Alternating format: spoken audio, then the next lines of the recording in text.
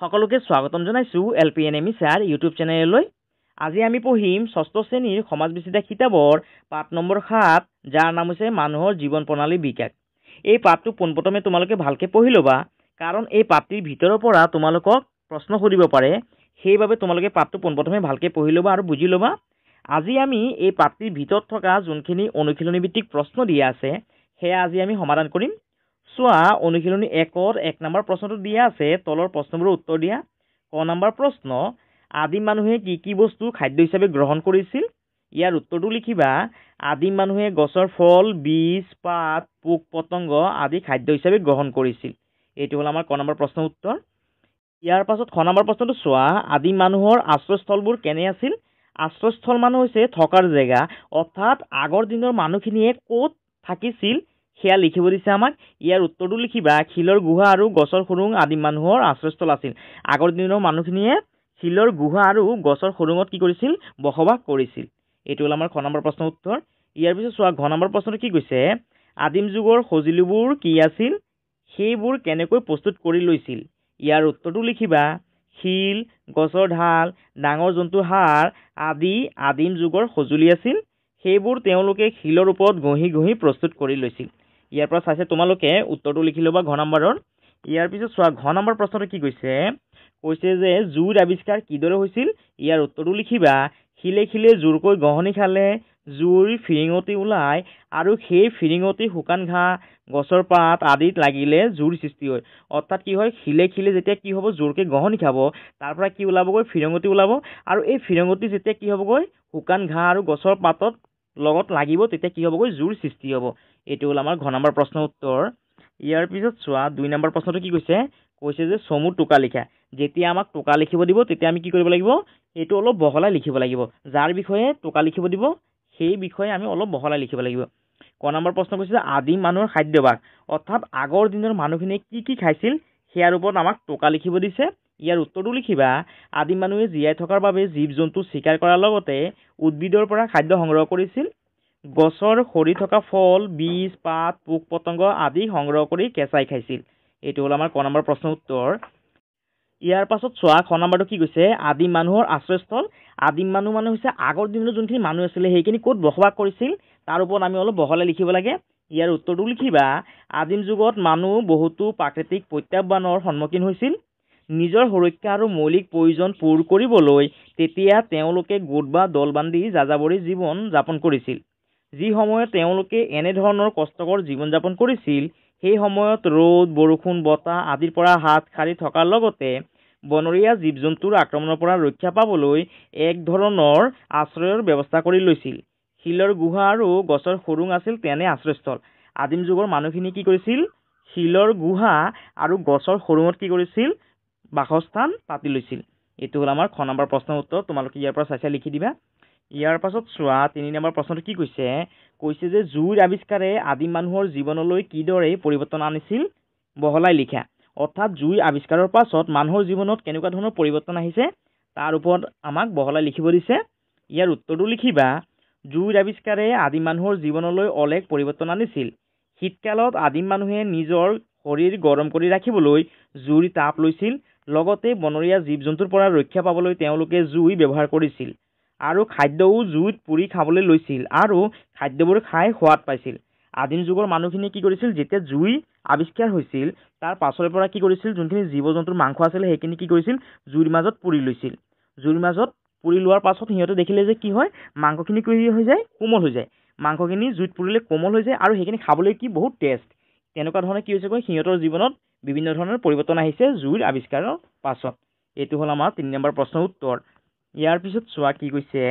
ইয়াৰ পিছত অনুশীলনী 2 প্ৰশ্নখিনি চোৱা। অনুশীলনী 2 1 নম্বৰৰ কৰ প্ৰশ্নটো হৈছে মানুহে পোহা প্ৰথম জন্তুবিধ কি আছিল? ইয়াৰ উত্তৰটো লিখিবা। মানুহে পোহা প্ৰথম জন্তুবিধ আছিল কুকুৰ। এইটো এটা ইম্পৰ্টেণ্ট কুৱেশ্যন, তোমালোকে এইটো ভালকৈ চাই ল'বা। ইয়াৰ পিছত চোৱা, খ নম্বৰ প্ৰশ্নটো পশুপালন যুগ কেনেদৰে আৰম্ভ হৈছিল? ইয়াৰ উত্তৰটো লিখিবা। বহুতো পণ্ডিতৰ মতে মানুহে পোহা পোহমনুৱা প্ৰথম জন্তুবিধ আছিল কুকুৰ।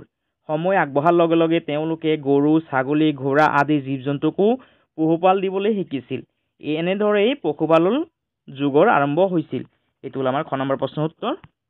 ইয়াৰ পিছত চোৱা, 2 নম্বৰ প্ৰশ্নটো কি কৈছে? কৈছে যে কৃষিৰ আৰম্ভণি আৰু বিকাশ কিদৰে হৈছিল ইয়াৰ উত্তৰটো লিখিবা মানুহে যাযাবৰী জীৱন কটাই থকা কালত পুৰুষসকলে চিকাৰ কৰিছিল আৰু মহিলাসকলে ফল মূল শিপা ঘাঁহ আদি গোটাইছিল তেওঁলোকে বহুদিন ধৰি লক্ষ্য কৰিছিল যে ফল মূলৰ গুটিবোৰ য'ত পেলাই দিয়া হয় তাতেই পুনৰ একেই গছ গজে আৰু ফলো ধৰে খাদ্য বিচাৰি এঠাইৰ পৰা আন এঠাইলৈ যাওঁতে তেওঁলোকে এই কথাবোৰলৈ লক্ষ্য কৰিছিল গুটিৰ পৰা গছ গজা কথাটো জনাৰ পিছত তেওঁলোকে নিজৰ প্ৰয়োজন পূৰ কৰিবলৈ গছৰ গুটি সিঁচিবলৈ লৈছিল এইদৰে কৃষিৰ আৰম্ভণি আৰু বিকাশ হৈছিল অৰ্থাৎ যেতিয়া আদিম যুগৰ মানুহখিনিয়ে এজেগাৰ পৰা আন এজেগালৈ ঘূৰি ফুৰিছিল তেতিয়া সিহঁতে যোনখিনি কি কৰিছিল ফল মূল খাইছিল সেই ফল মূলৰ গুটিখিনি য'ত পেলাই দিছিল তাৰ পৰা দেখিছে যে এই গুটিৰ পৰা কি ওলাইছে একেধৰণে গছ ওলাইছে আকৌ সেই গছত কি কৰিছে একেধৰণে ফল লাগিছে একেধৰণে ফল লগাৰ পিছত এই ফলখিনি সিহঁতে আনি পেলাই খাইছে আকৌ এই ধৰণে কি কৰিছে আকৌ ফলৰ পৰা কি হৈছে গুটি হৈছে সেই গুটিটো যেতিয়া কি হৈছে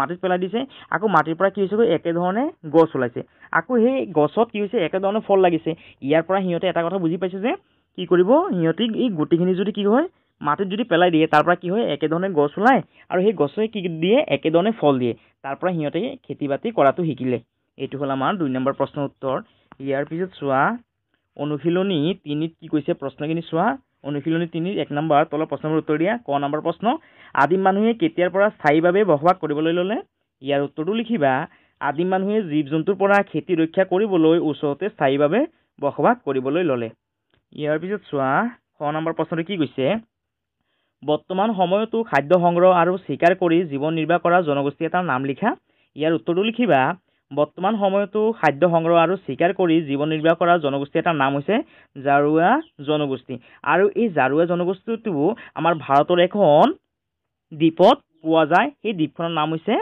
আন্দামান নিকোবৰ দ্বীপপুঞ্জত এই আন্দামান নিকোবৰ দ্বীপপুঞ্জত এই জাৰুৱা যোনটো জনগোষ্ঠী আছে সেইটো কি কৰে বৰ্তমান সময়তো খাদ্য সংগ্ৰহ আৰু চিকাৰ কৰি জীৱন নিৰ্বাহ কৰে এইটো হ'ল আমাৰ খ নম্বৰ প্ৰশ্নৰ উত্তৰ ইয়াৰ পিছত চোৱা ঘ নম্বৰ প্ৰশ্নৰ উত্তৰটো কেনেকৈ লিখিবা গাঁৱৰ আৰম্ভণি কিদৰে হৈছিল ইয়াৰ উত্তৰটো লিখিবা জীৱ জন্তুৰ লগতে শস্য আদিৰ কাৰণে পানী অপৰিহাৰ্য তেতিয়া আজিৰ দৰে পানী কঢ়িওৱা সুবিধা নাছিল সেয়েহে সকলোৱে পানীৰ উৎসৰ ওচৰতে বসতি স্থাপন কৰিছিল এইদৰে নৈ নিজৰা আদিৰ সমীপতে গাঁওবোৰ গঢ়ি উঠিছিল এইটো হ'ল আমাৰ ঘ নম্বৰ প্ৰশ্নৰ উত্তৰ ইয়াৰ পিছত চোৱা ঘ নম্বৰ প্ৰশ্নটো কি কৈছে যে মানুহে প্ৰথমে কেনেধৰণৰ পাত্ৰ ব্যৱহাৰ কৰিছিল ইয়াৰ উত্তৰটো লিখিবা মানুহে প্ৰথমে মাটিৰ পাত্ৰ ব্যৱহাৰ কৰিছিল ইয়াৰ পিছত 9 নম্বৰ প্ৰশ্নটো চোৱা চকাৰ ব্যৱহাৰে আদিম মানুহৰ জীৱনত কেনে প্ৰভাৱ পেলাইছিল ইয়াৰ উত্তৰটো লিখিবা চকাৰ আৱিষ্কাৰৰ পাছৰে পৰা মানুহে বস্তুৰ আদান প্ৰদান আৰু পাছলৈ যাতায়াতৰ বাবে চকাৰ ব্যৱহাৰ কৰিবলৈ শিকে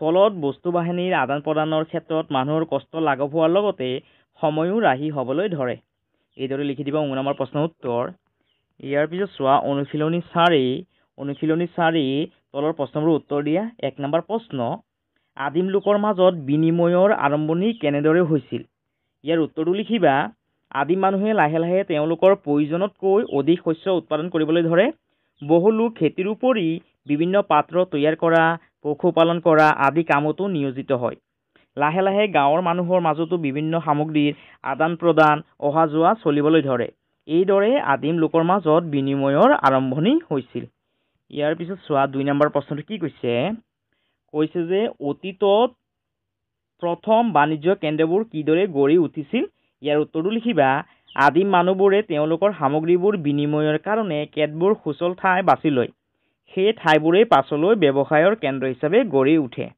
এইটো হ'ল আমাৰ 2 নম্বৰ প্ৰশ্নৰ উত্তৰ ইয়াৰ পিছত চোৱা 3 নম্বৰ প্ৰশ্নটো কি কৈছে যে আদিম যুগৰ অৱশিষ্ট উদ্ধাৰ হোৱা ভাৰতৰ কেইখনমান ঠাইৰ নাম উল্লেখ কৰা ইয়াৰ উত্তৰটো লিখিবা আদিম যুগৰ অৱশিষ্ট উদ্ধাৰ হোৱা ভাৰতৰ কেইখনমান ঠাইৰ নাম হ'ল ভীমবেটকা বেলান উপত্যকা মিৰ্জাপুৰ বাগুৰ বুৰঝুম আদি ইয়াৰ পৰা চাই ঠাইখিনিৰ নামখিনি তোমালোকে লিখি ল'বা আৰু এইখিনি আছিলে আজি আমাৰ অনুশীলনী ভিত্তিক প্ৰশ্ন তোমালোকে ইয়াৰ পৰা চাই প্ৰথমে অনুশীলনী ভিত্তিক প্ৰশ্নখিনি অৰ্থাৎ উত্তৰখিনি লিখি ল'বা আৰু যদি তোমালোকৰ যদি ভিডিঅ'টো যদি ভাল লাগিছে তেতিয়াহ'লে তোমালোকে চেনেলটো ছাবস্ক্ৰাইব কৰি দিবা ভিডিঅ'টো শ্বেয়াৰ কৰিবা আৰু কমেণ্ট কৰিবলৈ নেপাহৰিবা সকলোকে ধন্যবাদ